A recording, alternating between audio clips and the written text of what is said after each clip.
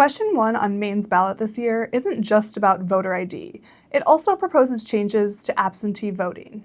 Kevin, what are those changes? Yeah, so there are a lot of them. The one that's received the most attention is it would eliminate 2 days of absentee balloting. But then there are a whole bunch of other things. It would eliminate the program that allows voters over age 65 and disabled voters to automatically receive an absentee ballot in the mail for any election. This program is actually going to expand to all voters starting next year, unless question 1 passes.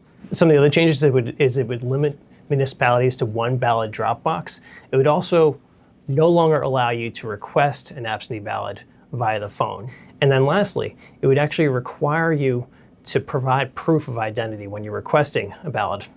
So those are quite a few changes. How could this impact voters? Supporters say that these are all relatively minor changes that are basically aimed at tidying up the absentee balloting process as it becomes more popular. Opponents, on the other hand, say that this could potentially disenfranchise thousands of voters, especially older voters or minorities or people without a driver's license. And I'll just add that absentee balloting has become so popular in Maine. I think we saw that best last election when 45% of ballots were cast via the absentee balloting process. And that number is even higher when you're talking about older Mainers. So the other part of this question has to do with voter ID. What does it propose? You'd have to show some sort of a photo ID when you go into the ballot box. That could be a driver's license, it could be a passport card, it could be a military ID, or it could be a non-driver ID that's issued by the Secretary of State. So why do proponents want voters to show photo ID in order to vote?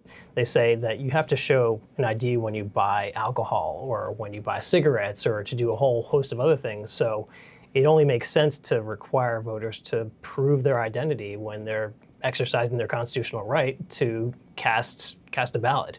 And Maine is actually in the minority of states on this issue. 36 other states have some sort of ID requirement. So is voter fraud an issue in Maine, and do photo IDs actually prevent voter fraud?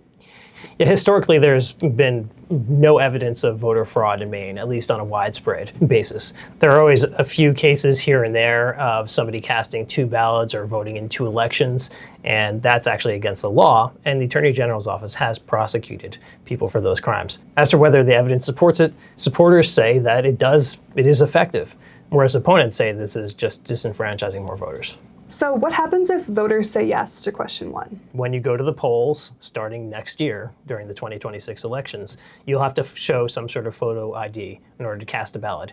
And then there are all these other changes to the absentee balloting process. And if they say no? Then the law stands as it is right now.